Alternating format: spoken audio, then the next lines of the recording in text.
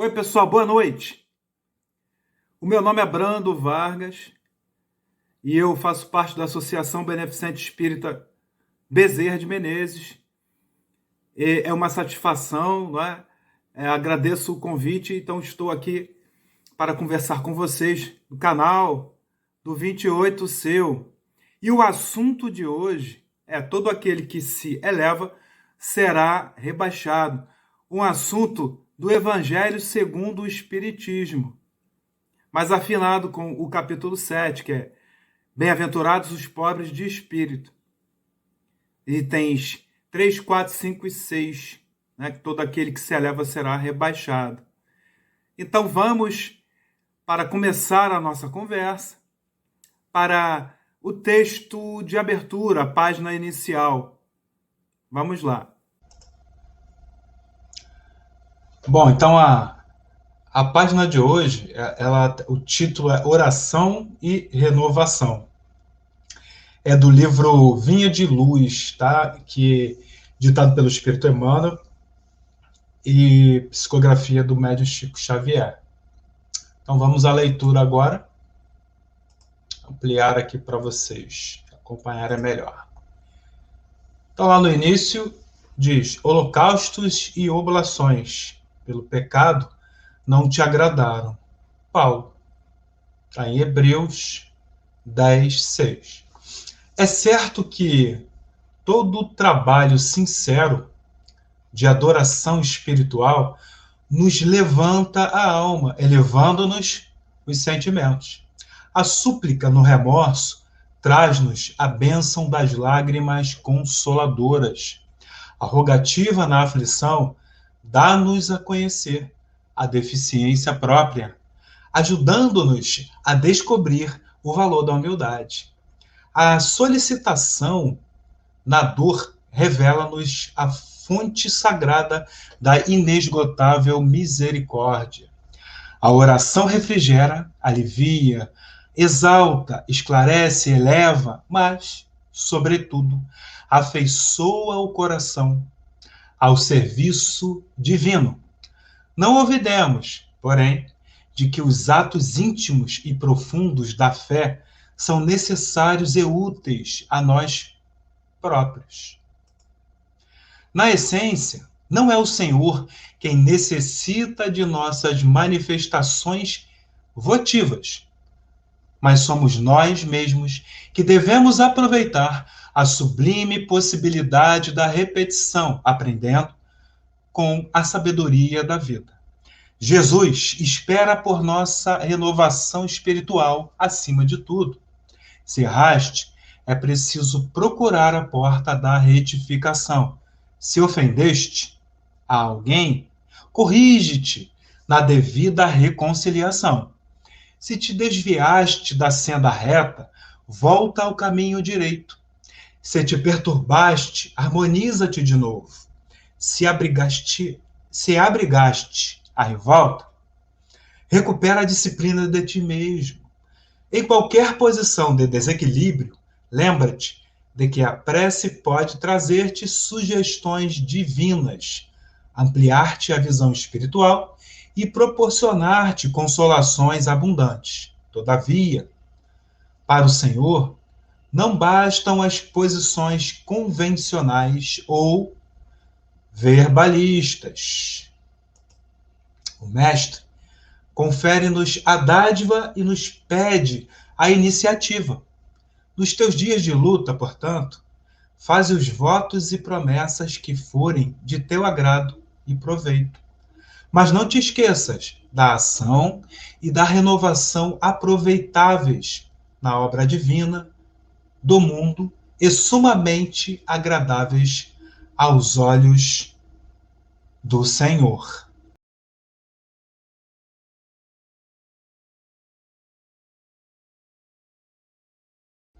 Bom, então agora vamos fechar os nossos olhos, limpar as nossas mentes. Vamos agradecer por estarmos aqui reunidos, né, nesse momento. Temos a oportunidade de conversar sobre mais um ensinamento de Jesus, ampliar nossos conhecimentos e fazermos reflexões e que a espiritualidade amiga esteja conosco nesse instante, nos amparando, esteja conosco, nos intuindo, né, inspirando, para que consigamos absorver, compreender cada vez mais os ensinamentos do Mestre Jesus.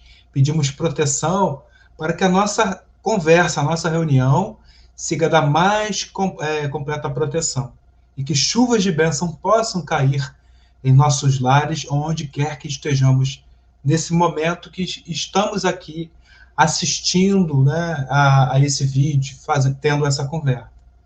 Então, em nome de Jesus, com a proteção de Deus, damos por iniciada esta conversa da noite de hoje. Que assim seja, Pai querido, graças a Deus. Vamos lá, então, agora ao nosso estudo, gente. Bom, vamos agora dar sequência aqui, após a prece, ao estudo.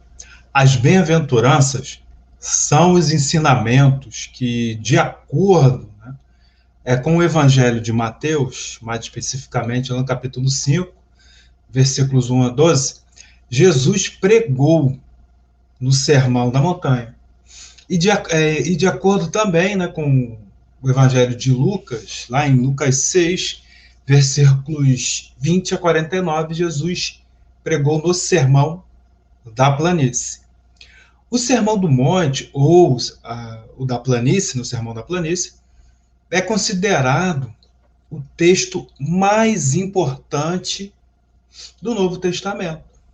Foi pregado por Jesus para ensinar e revelar aos homens a verdadeira felicidade, através do desenvolvimento das virtudes. Cada bem-aventurança consiste de duas partes, uma condição e um resultado. Mahatma Gandhi, inclusive, chegou a afirmar que se todos os ensinamentos deixados por Jesus se perdessem e restasse apenas o Sermão da Montanha, nada teria se perdido. O sermão, né, começa com as bem-aventuranças que apontam para o processo de evolução do espírito em sua jornada. São os passos que o homem deve seguir para chegar ao reino dos céus, o reino de Deus verdadeiro. As bem-aventuranças, então, elas revelam o caráter das pessoas que pertencem ao reino de Deus. Ou seja, aqueles que vão permanecer no planeta Terra após o fim da atual transição planetária. Bom, então agora vamos ver, né, quem são os pobres de espírito. Os pobres de espírito, vamos lá lembrar, para falar desse assunto, lá no livro Há 2000 anos, que é narrado no livro Há 2000 anos, o encontro do senador Públio Lentulus, encarnação do Espírito Emmanuel, com Jesus. Nesse episódio, né, Jesus convida o senador a segui-lo e destaca a oportunidade desse momento glorioso. Mas ao senador faltou humildade para aceitar esse convite de Jesus. Ele estava confortável com todo aquele poder e riqueza como senador de um potente império romano da época. E mais adiante, quem conhece a história, quem lê o livro Há 2000 anos, tanto o fim da vida do senador quanto suas outras encarnações, que estão em outros livros, 50 anos depois e por aí vai, entende melhor, né, porque Jesus chamou, né, fez aquele convite Um minuto glorioso para ser aquele momento. Então, se o senador aceitasse aquele convite, naquele momento, todos os sofrimentos que lemos nesses outros livros, após o livro Há 2000 anos, teriam sido evitados. Mas, gente, cada um tem o seu momento, né, de acordar, o seu momento de despertar, o seu despertamento. E no instante do convite de Jesus, o senador chegou até, de certa forma, se sentir ofendido e perguntar para si mesmo que credenciais apresentava aquele tal de Jesus para fazer aquele convite, para falar daquele jeito, com alguém como ele, revestido de todos aqueles poderes. Mas nesse momento, percebendo os pensamentos e a relutância do senador, Jesus o alertou, explicando que todos os poderes do Império Romano eram bem fracos e todas as riquezas e os poderes do próprio senador eram bem miseráveis, já que tudo que ele, senador, possuía, e o Império Romano também, não eram deles e nem é definitivo, mas sim uma concessão que sempre é de Deus. Então Jesus ainda disse que todo aquele que quiser ser primeiro entre vós, né, entre nós, no mundo, que seja escravo, enaltecendo assim a necessidade de se fazer menor para se tornar o quê? Maior, né? E vemos isso nesse instante. Sinceramente, gente, nem hoje em dia nós reagimos diferente do senador, ou como o senador reagiu naquela época, diante de tantas situações que temos de nos fazermos menores. É difícil evitar nossa vaidade, nosso orgulho e o nosso conforto. Sobretudo quando estamos por cima, né? Quando estamos experimentando bons momentos na vida. A maré boa. Então, hoje, nós vamos falar, já estamos falando, dos pobres de espírito. E Jesus disse: bem-aventurados os pobres de espírito. Por quê? Deles é o reino dos céus. Então, para quem quiser pertencer ao reino de Deus, que se esforce para ser um pobre de espírito. E não seguir o exemplo de Emmanuel quando era o senador Públio de Lentulus, como falamos aqui. Ser pobre de espírito é ser uma alma que não se importa com o que as pessoas acham ou deixam de achar delas, sobre elas. É ser uma alma que não cultiva a necessidade de se afirmar, de brigar para fazer prevalecer suas opiniões, não impor sua maneira, né, de pensar, de ser, de agir, nem querer ser o melhor. E isso significa ser pobre de espírito, já ter entendido que o mundo espiritual, ele existe, é real, é nossa verdadeira casa, é o mundo verdadeiro. Esse mundo material aqui é transitório. Só almas que buscarem ser menores para se tornar maiores viverão a próxima era, com o fechamento dessa nossa transição planetária que estamos vivenciando nesse momento, nesse exato momento. Almas que se preocupam mais com as coisas do espírito do que com a matéria. E Jesus inaugurou essa transição planetária atual quando esteve entre nós há 2000 anos atrás, há pouco mais. Os 300 anos finais tiveram início com a chegada da Revolução Industrial, mais ou menos em 1750. Depois tivemos a chegada do Consolador prometido por Jesus, com a publicação do primeiro exemplar de O Livro dos Espíritos em 1857. Iniciando, então, a chegada do Espiritismo codificada entre nós. Tudo agora é cada vez mais acelerado. Estamos percebendo isso. Bom, e agora, mais um pouquinho, né, vamos conversar sobre humildade. A primeira aventurança. Vamos conversar um pouco sobre essa humildade, né? Característica do que nós já vamos perceber. Bom, pelas características, então, já expostas em nossa conversa de hoje, até o momento, já podemos entender que o traço, gente, marcante do pobre de espírito é a virtude grandiosa da humildade. É preciso ser muito, gente, mas muito corajoso para abrir mão do seu conhecimento, das suas supostas verdades, dos seus preconceitos, da fama, dos títulos. Não foi por acaso que Jesus diz que o reino dos céus seria para aqueles que se colocassem como uma criança.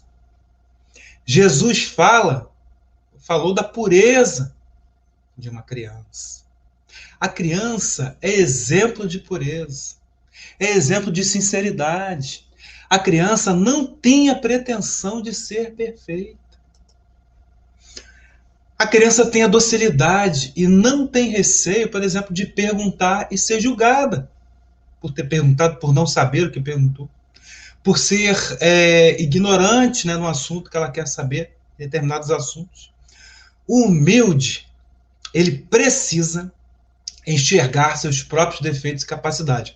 Nós, né, precisamos. Precisa também o que? Aceitar as grandezas e limitações alheias. O humilde, ele abre mão das verdades erguidas durante o seu processo educacional. Difícil.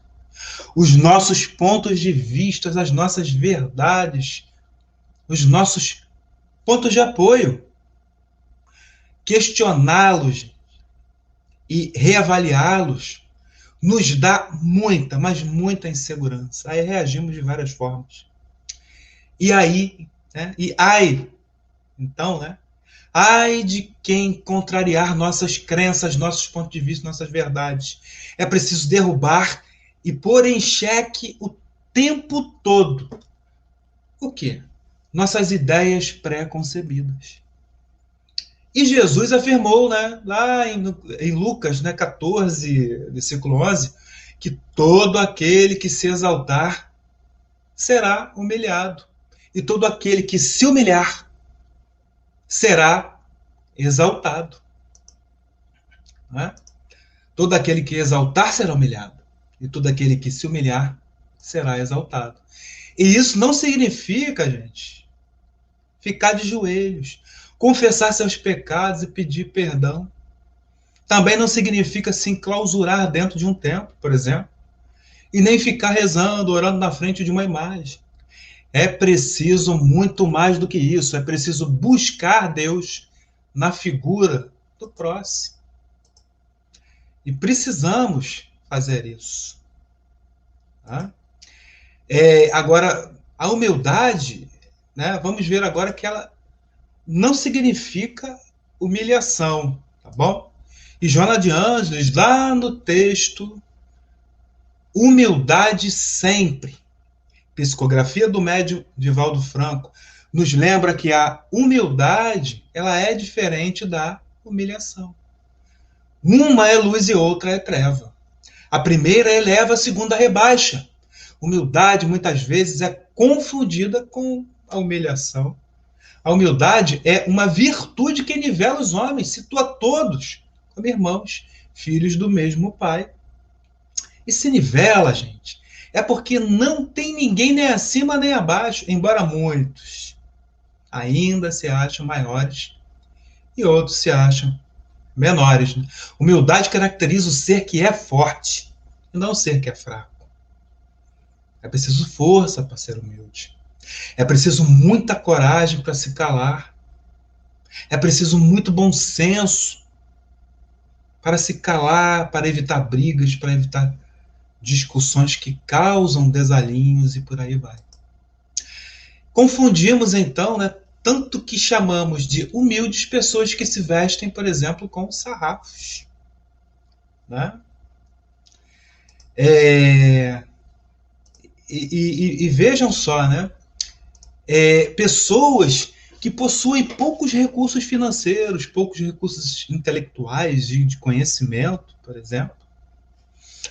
Não podemos confundir a humildade também com a timidez. Aquela timidez, né, com medo de enfrentar a energia das situações, das multidões do outro, de olhar o outro no olho. Não. Humildade não é nada disso, não. Não podemos confundir essa humildade com pessoas também que não sabem dizer não. Por exemplo, fazer isso é uma atitude que não é pacífica, mas na verdade ela é passiva. O fato de dizer o tempo todo sim para evitar desagradar, isso não tem nada a ver com humildade. Porém, é preciso evitar o criticar por criticar. Dizer não por dizer não. Mas é claro que devemos refletir sobre isso e ponderar, né? Que há muitas situações que devemos evitar o conflito, devemos evitar a briga. Na vida, temos que aprender a baixar a cabeça, ou por reconhecimento da autoridade, ou para evitar briga, ou por reconhecimento de que em certos momentos temos a impossibilidade de modificar uma situação. Temos que aceitar, às vezes, condições, né, desse tipo, pelo menos em certos instantes. E aí falando sobre essa questão de que Jesus disse, eu não vim para os sãos, eu vim para os doentes. Nós temos que Nicodemos, um dos 72 juízes do templo de Jerusalém, um grande doutor da lei, quem lembra, né, dessa passagem, que ele buscou Jesus na calada da noite, e com ele teve um diálogo sobre o nascer e o renascer, ou seja, sobre a reencarnação. Tanto é que Jesus disse, lembra? És um sábio dentre os seus, Nicodemos, e não sabe destas coisas? Bom, aí temos também José de Arimateia, que se arrependeu de não ter defendido Jesus durante o julgamento promovido por Caifás, um julgamento obscuro. Né?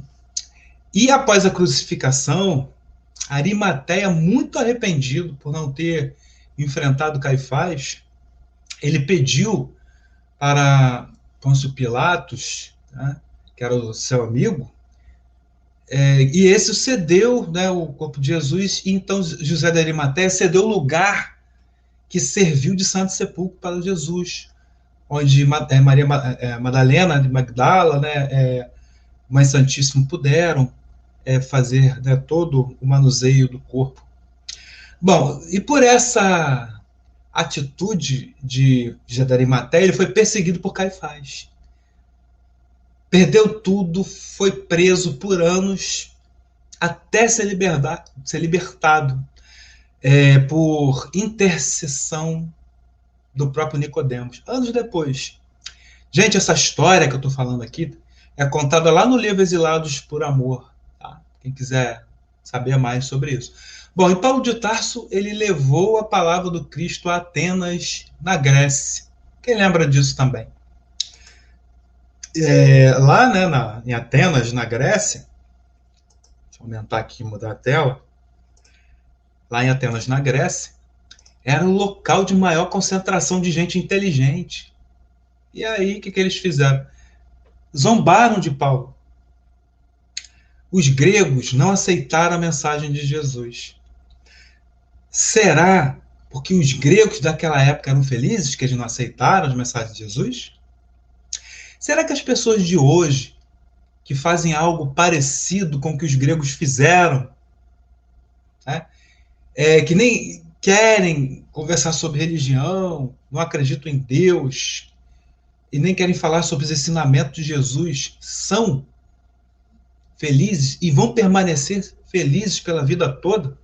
Isso é possível no mundo que vivemos? Bom, são felizes, né, enquanto podem, do jeito que acreditam, porque possuem, até um determinado momento, aquilo que acreditam ser o principal, até perder esse principal. E esse principal pode ser a beleza, a saúde, a intelectualidade, a autoridade, o poder, o status, a fama, a riqueza, e por aí vai. Muitos maias, né? Bom, para muitos é difícil ser humilde quando as condições parecem então estar bem. Quando tudo está bem, a maioria de nós já até esquece de agradecer, né? Mas a vida não é tranquila o tempo todo, não, gente. Né? Não é tranquila para ninguém a vida inteira. Na maioria dos casos, a vida está associada a condições materiais e não espirituais. Por isso que ela muda. De repente, pessoas felizes com as condições materiais possuem grandes dificuldades de abrir mão daquilo que os fazem felizes. É por isso que muitas religiões estão preocupadas demais em pregar a felicidade relacionada ao quê? Ao sucesso material, em detrimento do espírito, das coisas espirituais. A espiritualidade e a fé, para algumas vertentes religiosas, ganharam status de produtos e ofertam essa proposta aos seus clientes. Como os vencedores da vida material podem enxergar a vida espiritual? Como modificar, gente, essa visão de valorizar a matéria em detrimento do espírito? É muito difícil pensar no espírito com tanto apelo e satisfação material, né? Como vemos hoje, né, em muita gente, por aí vai. É o que o mundo valoriza. Só é possível compreender uma outra forma com a compreensão, né, da pré-existência da alma, da vida futura, da espiritualidade, da existência de Deus e da misericórdia de Deus. Os felizes, em sua grande maioria, não são todos, tá, gente? Eles, então, nem percebem que são doentes até serem incomodados pelos problemas e pela dor. É por isso que Jesus fala: eu vim para os doentes. Por isso que a mensagem do Cristo penetra e prospera melhor naquele coração sofrido, dorido, no coração que passa pela dor, que vivencia a dor. O coração que sofre, gente, é aquele que ouve mais alto a voz de Deus. Cedo ou tarde, sempre escuta.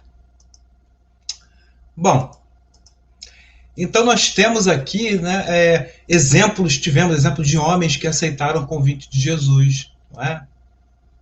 Nós vamos falar um pouco disso agora, porque os vencedores do mundo estão aí, alegres e entretidos, com os seus dias felizes proporcionados pelas vitórias da matéria. Pois é.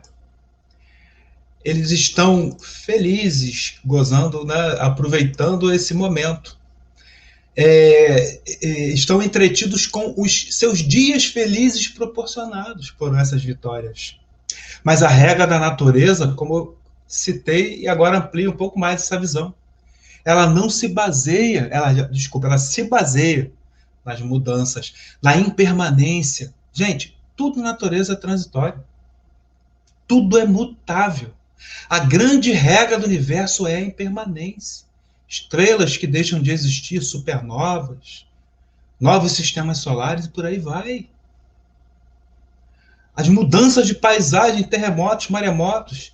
E Para nós, né, temos a velhice, a doença, as pandemias, como estamos vivendo agora, os altos e baixos da vida, as crises financeiras, tudo isso ocorre o tempo todo.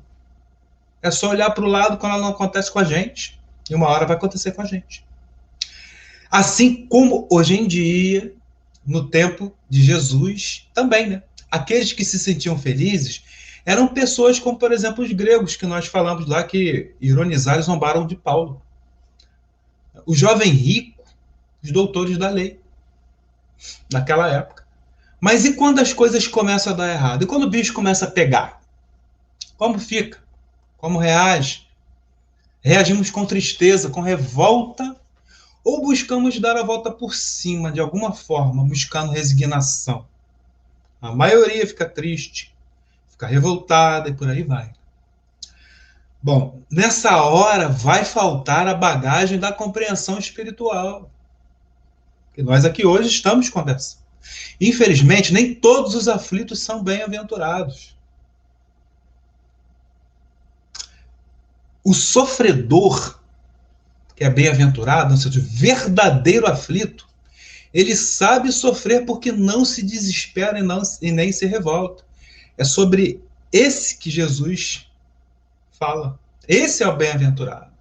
Sofredor bem-aventurado é aquela alma que sofreu ou sofre e descobre que o mundo, que a matéria é incapaz de lhe dar força e consolação. O planeta Terra, gente, é um grande hospital por ser um mundo de provas e expiações. E isso significa que aqui, onde nós vivemos, a matéria ainda predomina sobre o espírito. E enxergamos assim. Todos somos muito doentes na alma. O remédio é o Evangelho do Cristo, é se espiritualizar. Por isso que Jesus disse que veio para os doentes. Ou seja, para todos nós, né? Além dos exemplos de Nicodemos e José de Arimateia, já mencionados, há nos textos bíblicos relatos de homens ricos e poderosos, como, por exemplo, Zaqueu e Saulo. Ambos vencedores da vida material, que largaram tudo para buscar a vida espiritual, a convite de Jesus. Mas também encontramos o jovem rico, que não conseguiu fazer isso. Bom, e agora chegamos na nossa parte final, né? Chegamos aqui à nossa parte de conclusão. Então, gente, nós temos lá, por exemplo, no Evangelho de João, lá no capítulo 19, onde é narrado o questionamento que Pilatos fez a Jesus.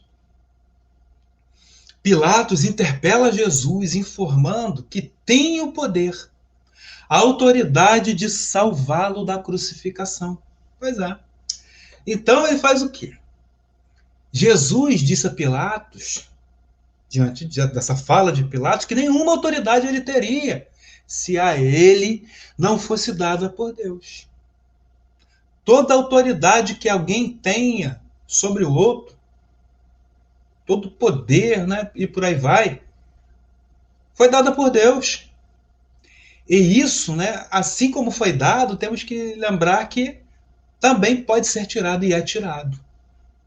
O que fazemos, gente, com nossos poderes, com nossas autoridades, com nossas responsabilidades e liberdades?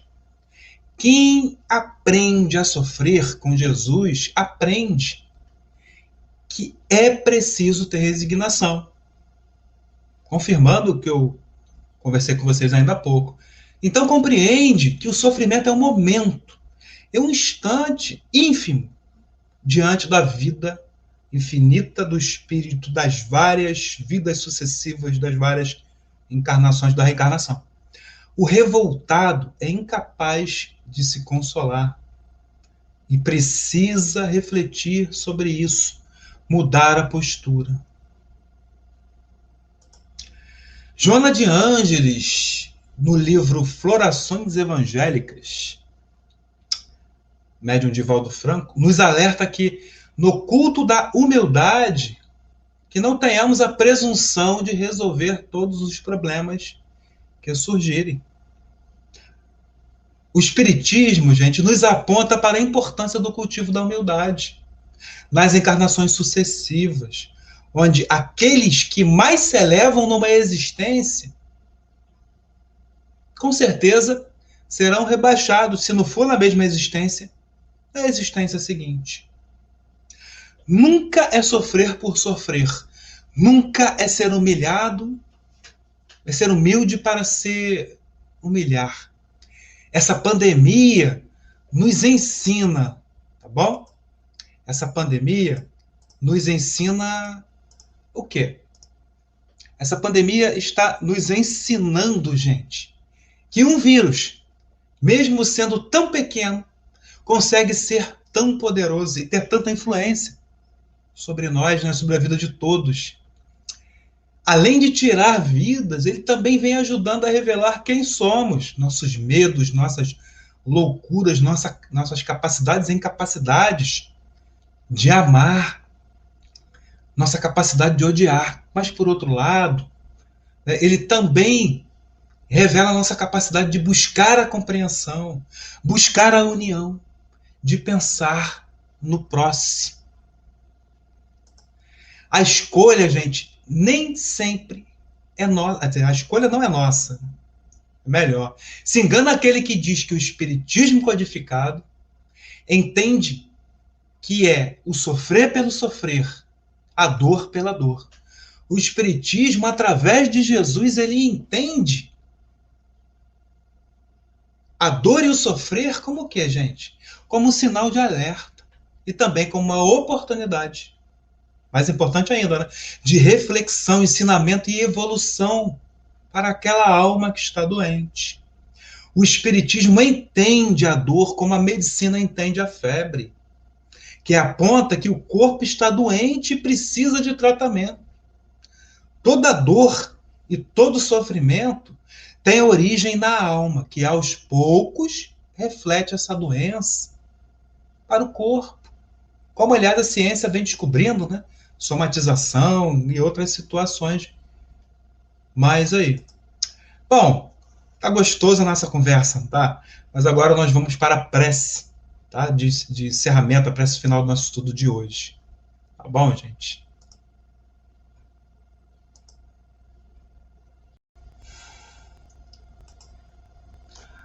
Bom, pessoal, então encerramos a nossa conversa e vamos agora para a nossa prece de encerramento do estudo da noite de hoje. Fechamos nossos olhos, pensando em Mestre Jesus. Vamos agradecer por mais essa oportunidade. Agradecemos e pedimos a proteção, o amparo da espiritualidade amiga em todos os momentos de nossa vida e que possamos levar aquilo que estudamos hoje, aquilo que conversamos hoje, para a prática a cada instante em nossas vidas. E que possamos todos pedir proteção também, né? E pedir a intervenção sobre toda essa questão que estamos envolvidos de pandemia, que os nossos guias e mentores possam nos instruir e que, em especial, possamos pedir, né, vibrações para todos aqueles que estão sendo acometidos, não é,